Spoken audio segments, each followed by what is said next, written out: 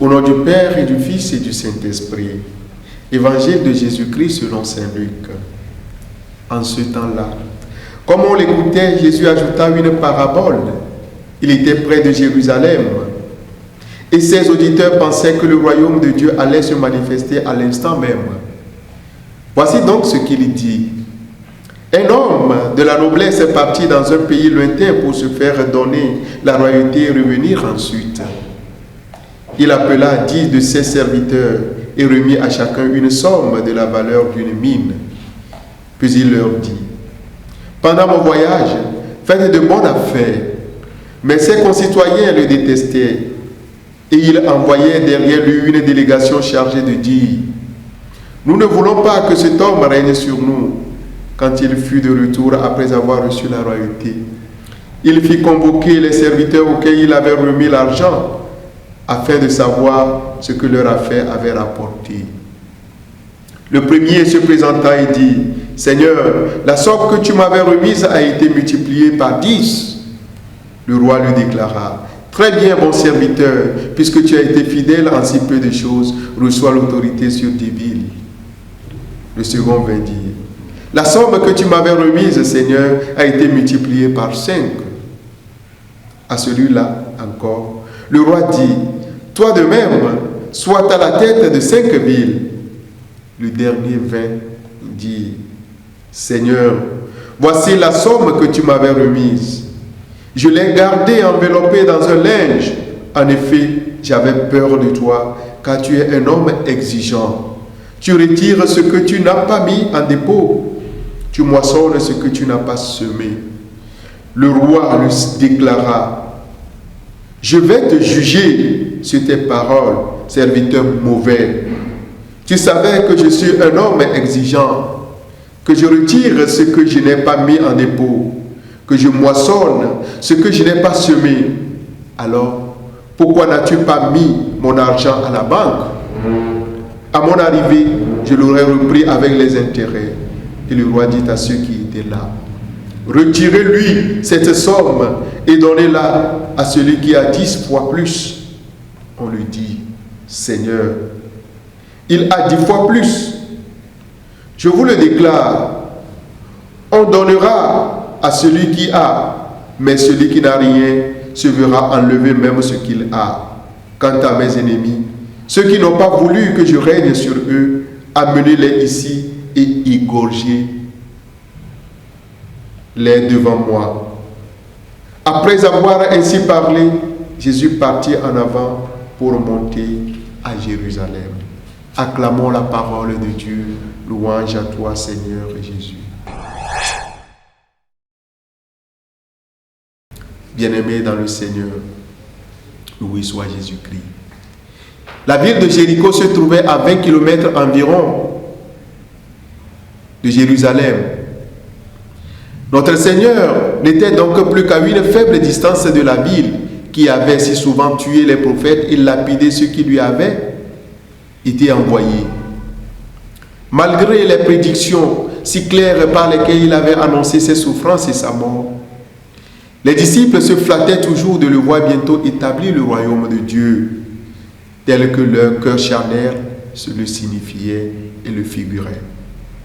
Certes, c'est pourquoi le Seigneur leur dit une parabole dont le sens, cette fois-ci, n'est pas difficile à comprendre. Décryptons la parabole. Qui est l'homme de grande naissance dont il s'agit ici? C'est le Christ Jésus lui-même, Fils de Dieu quant à sa nature divine et né du Saint-Esprit quant à son humanité. La contrée éloignée dont il s'agit ici, c'est le ciel, séjour de la paix, du bonheur, de la liberté, de la gloire. Jésus devait y rentrer par sa résurrection et exercer de là sur son Église une autorité royale jusqu'au moment où il reviendra pour juger la terre avec justice et droiture. Mais s'il est personnellement absent de ce monde, il y est représenté par ses esclaves ou alors ses disciples. Il leur a remis en dépôt les vérités du salut. Ces vérités, ces promesses, ces préceptes sont les mêmes pour tous, pour chacun de nous. Chacun possède sa mine selon ses potentialités et chacun est appelé à faire valoir pour lui et pour les autres les grâces qu'il a reçues de Dieu. Et lorsque le Seigneur reviendra dans sa gloire, il réglera compte avec ses esclaves ou ses disciples que nous sommes. Rappelons que si Jésus possède, frères et sœurs, ici-bas des esclaves ou des disciples, il a aussi des adversaires en grand nombre qui ne veulent pas qu'il règne sur eux.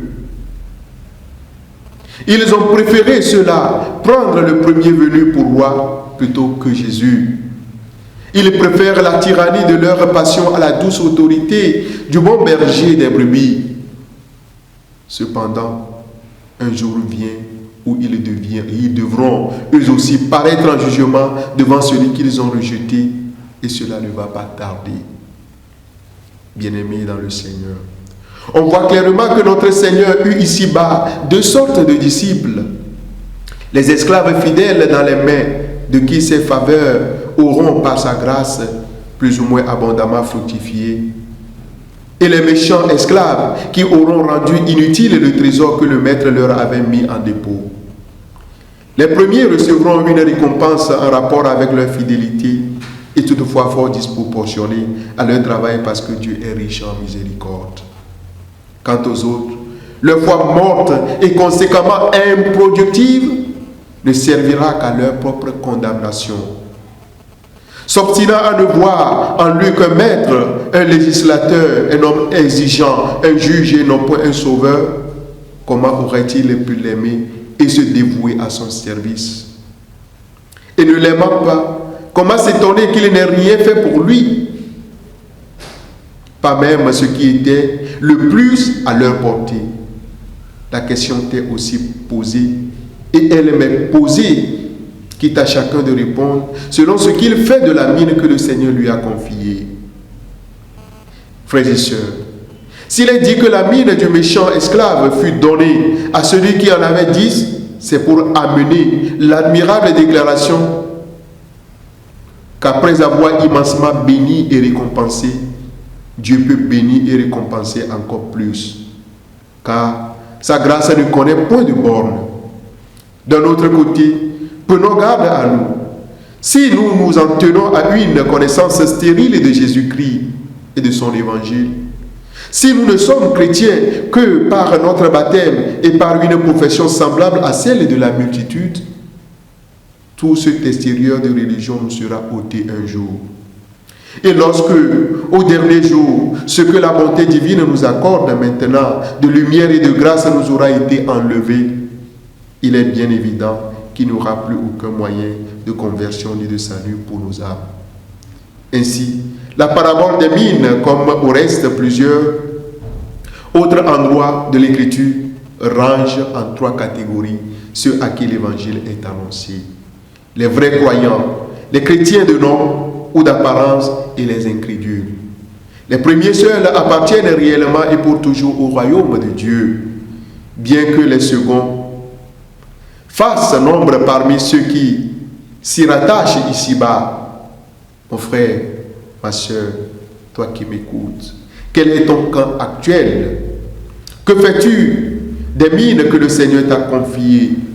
Dis-moi ce que tu fais de tes dons reçus et je te dirai de quelle catégorie ou de quel camp tu es. Donne ta vie à Dieu.